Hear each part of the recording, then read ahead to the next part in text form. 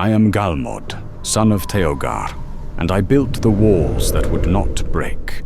You know Helm's Deep, if you know anything of Rohan's history. You know it as the great fortress, the refuge in the mountains, the place where desperate stands are made and unlikely victories won. You know the stories of battles fought there, of horns blown in the dawn, of last defenses that somehow held against impossible odds. But I knew it before it was legendary. I knew it when it was just stone and sweat and the desperate hope that we could build something strong enough to save our people from what was coming. I was the master mason who raised those walls. I set every foundation stone, approved every measurement, inspected every join. For 3 years I lived in that gorge, breathing stone dust, my hands perpetually raw, my back bent from the weight of responsibility. I built Helm's Deep, and then I watched it tested in fire and blood and the crushing cold of the long winter. I am old now, too old to lift a hammer or set a stone. My fingers gnarled with age, and the old injuries that never quite healed. But I remember every detail of that construction, every challenge we faced, every innovation we devised. I remember the workers who died building it, and the thousands who lived because it stood. This is the story of how we built the fortress that would not fall. Not the battles fought there, though I will speak of the first and worst, but the building itself, the craft and the sacrifice, the choices made with trowel and plumb line that would save lives for generations to come. Because before Helm's Deep was a legend, it was a problem of engineering and stone, and I was the man tasked with solving it. I was 43 when the summons came, already old by the measure of common men, but in my prime as a mason. I had spent 25 years learning my craft, working on everything from humble farmhouses to the great halls of thanes. I had repaired ancient works and built new ones, had learned to read stone the way a sailor reads the sea, to understand what it would bear and where it would fail. I was working in Edoras that autumn, reinforcing the foundations of a merchant's house that had begun to settle, when the king's messenger found me. King Helm Hammerhand wanted to see me. Not a request, a command. I knew of Helm, as every man in Rohan knew of him. He had taken the throne only a few years before, and already his reputation was fearsome. They said he was the strongest man in living memory, that he could kill a man with his bare hands, that his anger was a storm that brooked no shelter. They said many things, and I did not know which to believe. I went to the Golden Hall with my tools on my back and my references in hand, prepared to bid for whatever work he had in mind. I thought perhaps repairs to Meduseld, or a new hall in one of the settlements. I did not expect what he offered me. Helm received me in his private chamber, not the great hall where he held court. He was a massive man, tall as a bear and twice as broad, with hands that looked like they could crush stone. But his eyes were sharp, intelligent, measuring me as I measured him. "You're the mason," he said. Not a question. "I am, my lord. Galmod, son of Theogar. I've worked stone for 25 years, from the fords of Isen to the Eastfold. Can you build me a fortress?" I blinked, not sure I'd heard correctly. "My lord?" "A fortress," he repeated, his voice hard, "in the mountains. A place that can hold against siege, shelter thousands, withstand winter. Can you build it?" "I would need to see the site, my lord. Assess the stone, the drainage, I'm not asking if you need to see it. I'm asking if you can build it." I looked at this king, this man of legendary strength and terrible anger, and I saw something I had not expected. Fear. Not fear of enemies or battle, but fear for his people. Something was coming. Something he believed would require a fortress in the mountains. "Yes, my lord," I said. "If the site is sound, and you give me the men and materials, I can build it." "Good. You leave tomorrow." He turned to a map spread across his table. "Here. The Hornburg, we call it. An old tower and wall built by Gondor in the Second Age. There are caves behind it, deep caves that could shelter thousands. I want the defenses strengthened, expanded, made ready for siege. May I ask why, my lord?" "What threat?" "War is coming," Helm said flatly.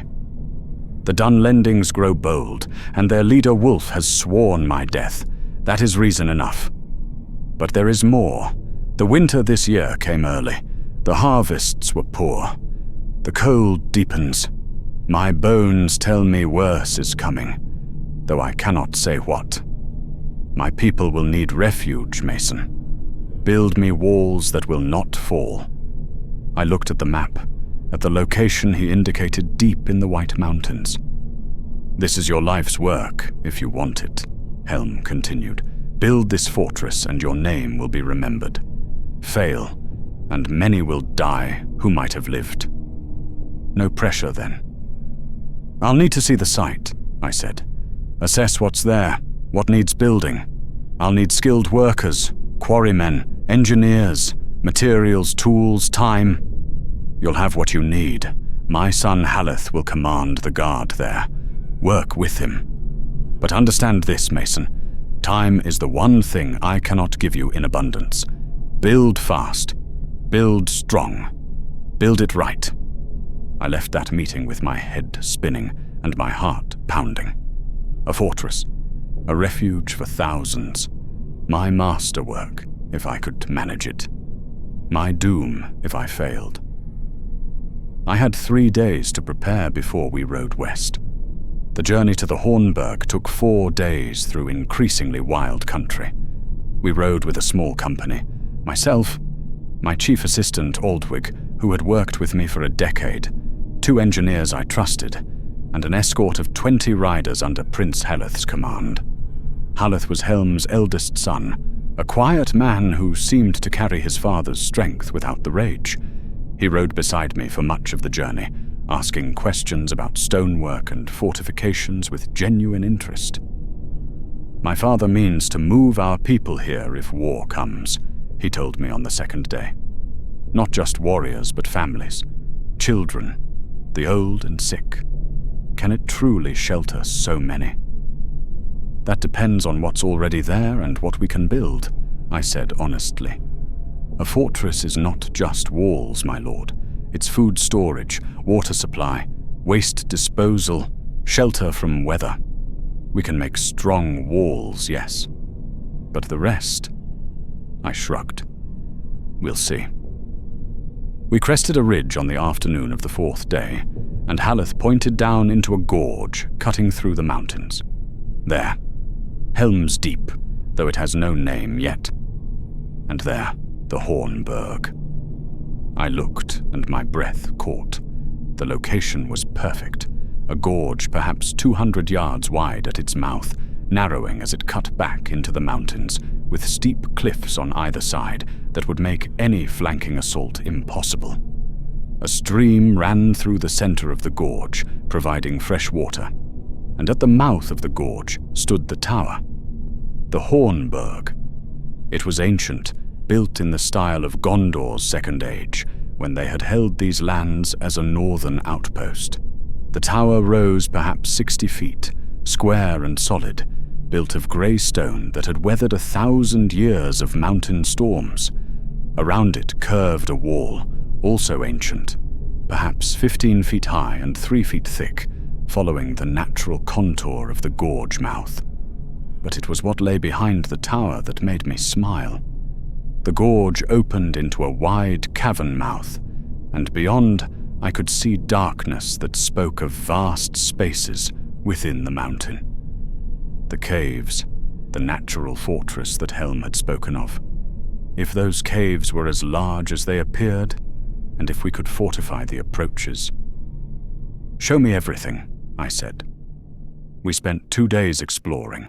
The Hornburg Tower was sound, its stonework solid despite its age, but it needed heightening. From its current height, you could not see far enough down the approach. The wall too was solid but too low, and it ended too soon, not extending far enough up the cliff sides. Both would need work. The caves were magnificent. Aglarond, the local guards called them, the glittering caves. I walked into that darkness with torches and found myself in a space like a cathedral. Pillars of natural stone rising to a ceiling lost in shadow, water trickling through channels in the floor. The caves went deep, chamber after chamber, enough space to shelter 5,000 people or more if needed. But the entrance was too wide, too vulnerable. We would need to wall much of it, leaving only defensible gates. The stream was a blessing and a problem. It provided water, essential for any siege, but it ran under the wall through a natural culvert. An obvious point of weakness. We would need to grate it, but I knew even as I examined it that determined attackers might force their way through. It was a weakness I could minimize, but never eliminate entirely. I spent those 2 days measuring, sketching, calculating. The stone here was good, hard limestone from the mountains, perfect for building. We would need to quarry it, cut it, haul it to the site. We would need master masons to dress it, laborers to set it, engineers to ensure the weight was properly distributed. On the evening of the second day, I sat with Haleth and my engineers and laid out my plans. "The wall first," I said, pointing to my sketches. "We extend it higher, 20 feet at least, and thicker, 5 feet through at the base. We curve it here, see, to deflect siege engines and make scaling more difficult. We build it up the cliff faces on either side as far as we can go, leaving no gap an enemy could exploit." "How long?" Haleth asked. "The wall? 6 months, if we have enough workers and the weather holds. And the tower? Another 4 months to add height and improve the defenses. We'll add firing positions, improve the stairs, strengthen the foundations. When we're done, it should stand 30 feet taller. The caves? We wall the entrance, leaving 2 gates that can be defended in depth. We dig drainage channels, improve the airflow, mark out areas for stores and sleeping. That's another 3 months. Haleth was quiet, calculating. 13 months total. My father wants it done faster. Then your father will have to accept a weaker fortress, I said bluntly. My lord, I can build it fast or I can build it right, not both. Rushed stonework fails. Corners cut in the design become fatal weaknesses in a siege. Give me the time to do it properly, and I'll give you walls that will stand for 1,000 years. Haleth smiled faintly. My father said you were stubborn. That's why he chose you. Very well. 13 months, but not a day more. I'll send word for workers to be gathered. What do you need? I gave him my list. 200 skilled masons and stonecutters, 500 laborers, 50 engineers and carpenters, quarry masters, blacksmiths to keep tools sharp, carts and oxen to haul stone, supplies to feed an army of workers for over a year. You'll have it, Haleth promised. And Galmod, my father's instincts are usually right. If he says something bad is coming, it's coming. Build as fast as you can without compromising the work. Lives will depend on this. Lives always depend on the work, I said quietly. That's why I do it right. The workers began arriving 3 weeks later. They came in groups, recruited from across Rohan, some eagerly seeking the work and the good pay Helm offered, others drafted by their lords, required to give service to the king. I divided them by skill. The masons and stone cutters I set to working the existing walls, learning their craft, and the stone before we began the major construction. The laborers I set to clearing the site, establishing our camp, digging latrines and building shelters. The quarry was half a mile up the gorge, where good limestone lay close to the surface. I put my best quarry master, a grizzled man named Grimbald, in charge of extracting it. "Blocks as large as you can manage," I told him. "Rectangular, consistent size. I want as few joins as possible in the final wall." "That'll take time," he warned. "Everything worth doing takes time. Get started." The work began in earnest in early spring. I rose each day before dawn and did not rest until the stars came out, moving from task to task, checking measurements, correcting errors, ensuring quality. Aldwig managed the day-to-day logistics, keeping supplies flowing, settling disputes among the workers, making sure everyone was fed and housed. Together, we ran the site like a military campaign, because that's what it was, a war against time and the elements, with lives hanging in the balance. The Deeping Wall rose first. We built on the ancient foundation, working outward from the Hornburg Tower, following the curve I had designed. Each stone was cut to fit precisely, the mortar mixed to exacting standards. I inspected every course myself, running my hand along the joins, feeling for gaps or weakness. "Why so careful?" a young mason asked me once, watching me reject a stone that looked perfectly fine to his eye. "See this?" I pointed to a tiny crack in the stone's surface. "That's where water gets in. In winter it freezes, expands, cracks the stone further. In 5 years this stone fails, and the stones around it. In 10 years, you have a weak point in the wall. In a siege, that weak point is where the wall breaches and people die." I handed him the stone. "Find me one without flaws." He never asked again.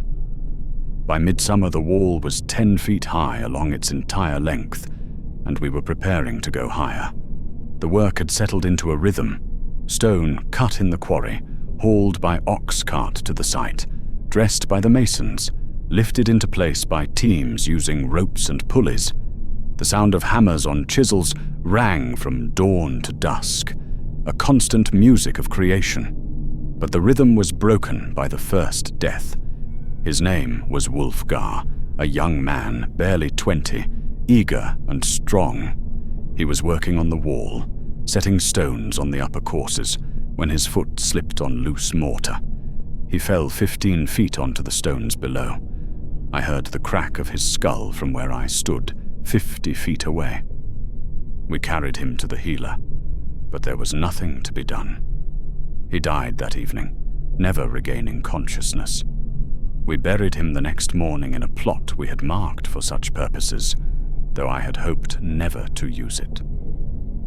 I stood by his grave after the others had gone back to work, looking down at the fresh earth, feeling the weight of command.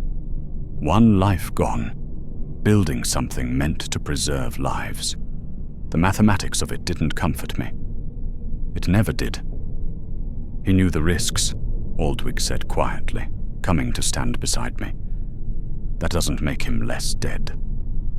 "No, but it makes his death less your fault." I wanted to believe that. I tried to believe it. But when I went back to the wall and saw the very stones Wulfgar had set, I knew I would carry his death with me, along with every other death that came. And there would be more. There always were. The summer gave way to autumn, and the work continued. The wall was now its full height, 20 feet of solid stone, curved and strong. We had built murder holes into it, positions where defenders could rain arrows or drop stones on attackers below. The Hornburg Tower was rising too, additional levels added, each one carefully integrated with the ancient structure below. But as the days grew shorter and the air colder, I began to feel the pressure of time. Winter was coming, and winters in the mountains were harsh. We could work through cold, even through snow, but there were limits. Mortar wouldn't set properly below a certain temperature. Workers couldn't function when their hands were numb. Ice made the walls treacherous. And something else was coming too. We began to hear reports from the lowlands. Dunlending raids were increasing. Wolf, the man Helm had killed Freka over, was gathering forces. The threat was no longer theoretical, but immediate and growing. Helm himself came to inspect our progress in late autumn, riding in with a company of his household guard. I showed him the wall, now complete along its length and height, the tower rising strong and tall, the cave entrances being fortified with new stonework. He ran his hand along the wall, feeling the joins, testing its solidity. How long until it's finished? Another 6 months for the tower and the final work on the gates, my lord. Then we're done. You don't have 6 months? I felt a chill that had nothing to do with the autumn air. My lord? Wolf has gathered a sizable force in Dunland. The harvest was poor again this year. People are desperate. War will come with the winter. And when it does, my people will need refuge here. Can they shelter in what you've built? I looked at the fortress, evaluating it with a commander's eye rather than a mason's. The wall was complete and strong. The tower was defensible, even unfinished. The cave entrances were fortified enough to hold. Yes, I said. It's not finished, but it's functional. People can shelter here. If war comes, we can defend this place. Helm nodded slowly. Then we will call it done, Mason. Finish what you must to make it secure, but know that you may have refugees and soldiers here before the spring. My lord, with more time... There is no more time, Helm said, his voice hard but not unkind. You've done well, Galmod. You've built something that will stand. Now pray to whatever gods you favor that it stands strong enough. He rode away the next morning, and I watched him go with a knot in my stomach. Not finished. I had wanted more time, wanted to perfect every detail, wanted to ensure that no weakness remained. But time had run out. We do what we can, Aldwig said, reading my expression. What we can may not be enough. It will have to be. The first snow fell in early winter, earlier than any could remember. And it did not stop. We kept working through it, desperate to complete the essential defenses. The gates for the cave entrances were hung, massive oak doors reinforced with iron, built to withstand battering rams. The tower received its final courses of stone, bringing it to its full height. The culvert we grated with iron bars sunk deep into the stone, though I knew even as we set them that determined attackers could break through, given time. But as the snow deepened and the cold intensified, even work became impossible. Mortar froze before it could set. The workers' hands went numb after minutes of exposure. Tools shattered in the cold. We had to stop. And then the refugees began to arrive. They came in small groups at first, families from the outlying settlements, fleeing reports of Dunlending raids. Then larger groups, entire villages moving together, driving their livestock before them. Then a flood, hundreds pouring through the gorge, seeking shelter from the unnatural winter and the war that stalked it. Haleth organized them as best he could, settling families in the caves, rationing the supplies we had stored. But more kept coming, and the winter kept deepening, and the snow piled higher until the gorge itself became a frozen corridor where the wind howled like a living thing. I had never seen cold like this. The long winter, people began to call it, and the name was apt. This was not natural weather, but something else, something that felt like the world itself had sickened. The snow fell day after day, week after week, until it stood higher than a man's head, and we had to dig tunnels to move between the tower and the caves. Food became scarce. We had stored supplies. but not enough for so many people trapped for so long. Haleth rationed carefully, but stomachs still growled and children cried from hunger. Livestock died in the cold or were slaughtered for food. Fuel for fires became precious, every stick of wood hoarded, every scrap of dried dung burned. And then, in the depths of that terrible winter, Wolf came. His forces appeared like ghosts through the snow, Dunlendings and others, men from Rohan who had sided with him in his blood feud against Helm. Thousands of them, surrounding the fortress, cutting off any escape or hope of relief. I watched from the wall as they established their camps, as their fires appeared in the darkness like malevolent stars. I had built these walls. Now they would be tested. Helm was not with us. He was in Adorus when the siege began, along with most of his forces. The garrison here numbered perhaps 300 warriors, and they were responsible for defending not just the fortress, but the thousands of refugees sheltering within. Haleth took command, his quiet competence showing itself in crisis. He organized the defense, positioned men at every vulnerable point, prepared our meager supplies for a long siege. And it was long. Days became weeks, weeks became months, and still the snow fell and the cold deepened, and Wolf's forces waited. They attacked periodically, testing the walls, probing for weakness. Each time we drove them back, soldiers fighting from the positions I had built, arrows fired through the embrasures I had designed, stones dropped through the murder holes I had placed. The walls held. Every time they came, the walls held. But the culvert, that weakness I had known about, proved itself. One night, Wolf's men forced the grate, came pouring through the drainage tunnel into the lower levels of the caves. We fought them in the darkness. Desperate close quarters, combat in spaces not meant for battle. Men died on both sides, their blood staining the cave floors, their screams echoing off the ancient stone. We drove them back eventually, sealed the breach with rubble and our own bodies if necessary. But the threat remained. They had proven they could breach our defenses if they were determined enough. I fought in that battle, though I was no warrior. I swung a hammer meant for stone, at skulls meant to stay whole, and I killed 2 men in the darkness, and afterward I vomited in a corner where no one could see. I was a builder, not a killer. But in siege, everyone fights. As the winter dragged on, Helm returned, slipping through Wolf's lines with a small company of men. He brought what supplies he could, but more importantly, he brought hope. The king was here, we were not abandoned, and he brought something else, his rage.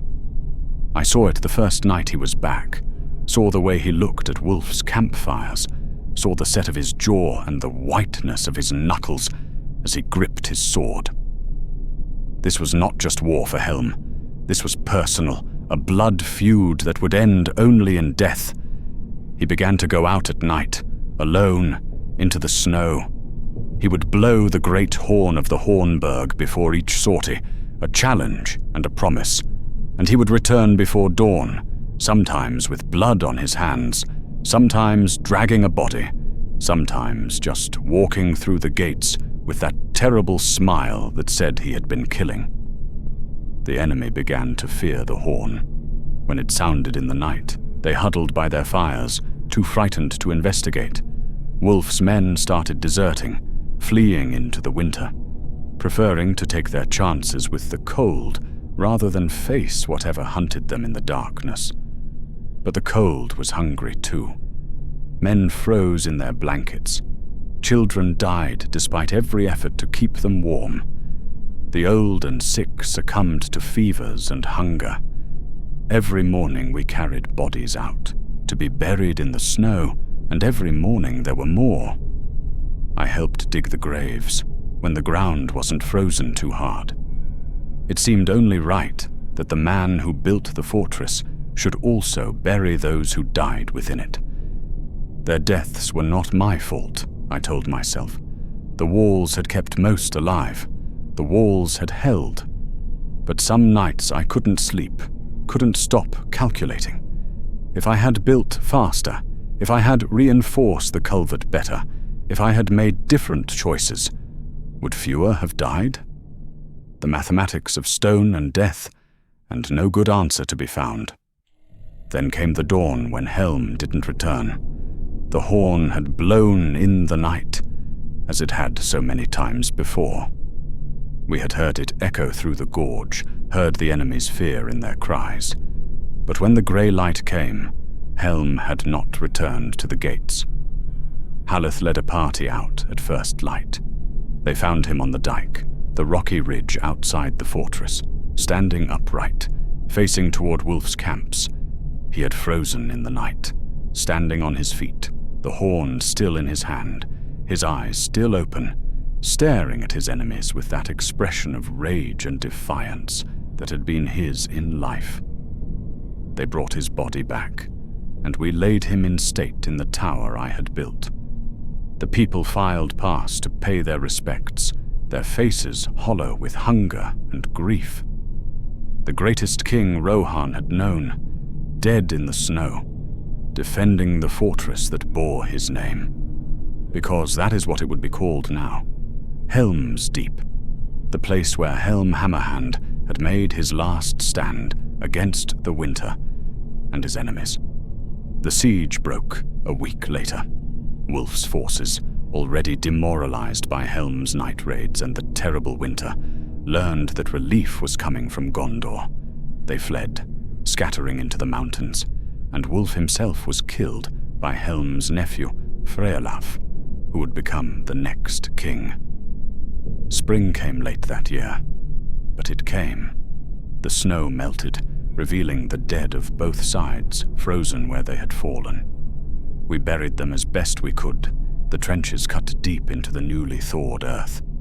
And when it was done, when the refugees had departed and the soldiers had left for other duties, I remained at Helm's Deep. Someone had to repair the damage, to finish the work that had been interrupted, to maintain what we had built.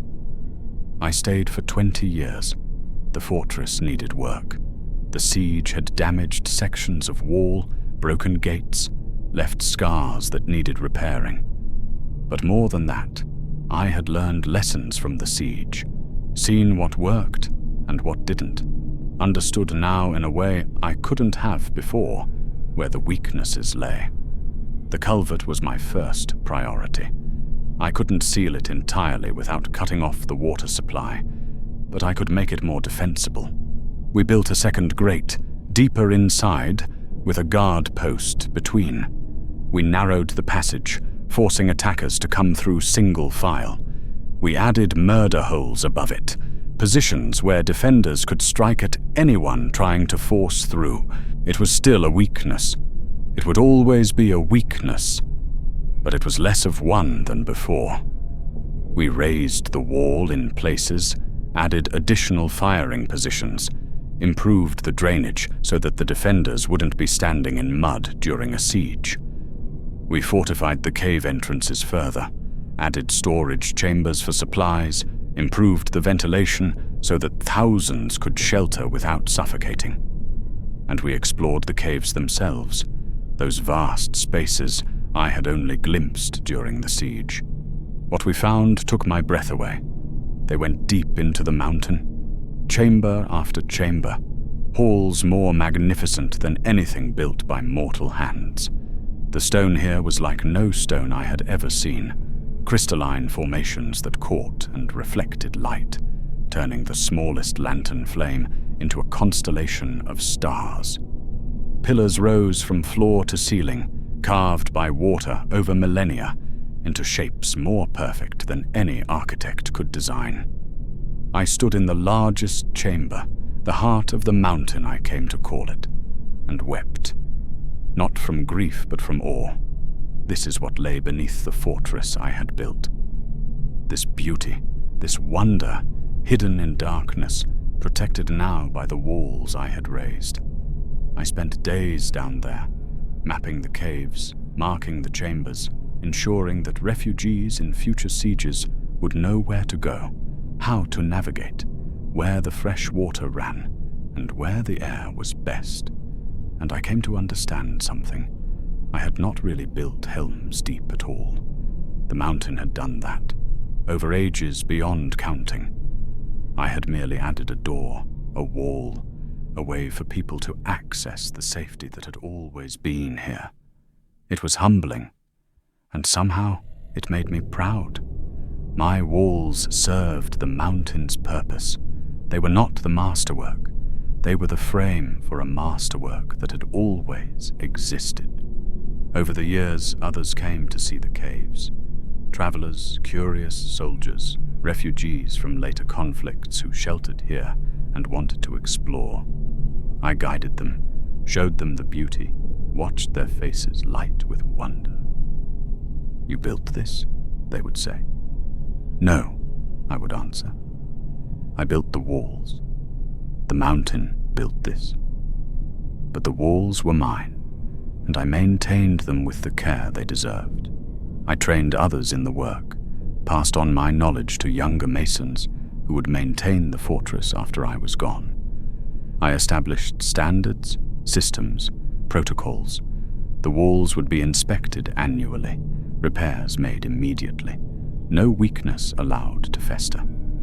Because I had seen what happened when walls failed. I had counted the bodies. Helm's Deep was tested again in my time there, though never as severely as that first siege. Raiders came periodically, testing the defenses, and each time the walls held. Refugees sheltered there during harsh winters, during wars, during times of trouble. The fortress did what it was built to do. It protected people. And each time it succeeded, each time people walked out alive who would have died without those walls. I felt something that I can only describe as satisfaction. Not pride exactly. Something quieter than that. The knowledge that the work had been worth it. That the stone had been set right. That the choices I made with plumb line and trowel had saved lives I would never meet. I grew old in that gorge. My hair went white, my back bent, my hands became too stiff for fine work. The day came when I could no longer climb the walls I had built, when even walking from the tower to the caves left me breathless. It was time to pass the responsibility on. I chose my successor carefully, a young mason named Aldred, who had worked with me for 10 years, who understood not just the craft, but the purpose. I showed him every detail of the fortress, every weakness and strength, every system I had put in place. "The walls are strong," I told him, "but no wall is perfect. Watch for cracks, for settling, for water damage. Check the foundations after heavy rains. Inspect the mortar every spring. Never assume because it stands today, it will stand tomorrow. I'll care for it as you have," he promised. "Care for it better," I said. "I made mistakes. Learn from them. Improve on my work. That's how craft advances." I left Helm's Deep on a spring morning, looking back at the fortress one last time. The walls stood strong, grey and solid, melding seamlessly with the mountain. The tower rose tall, its height commanding the gorge.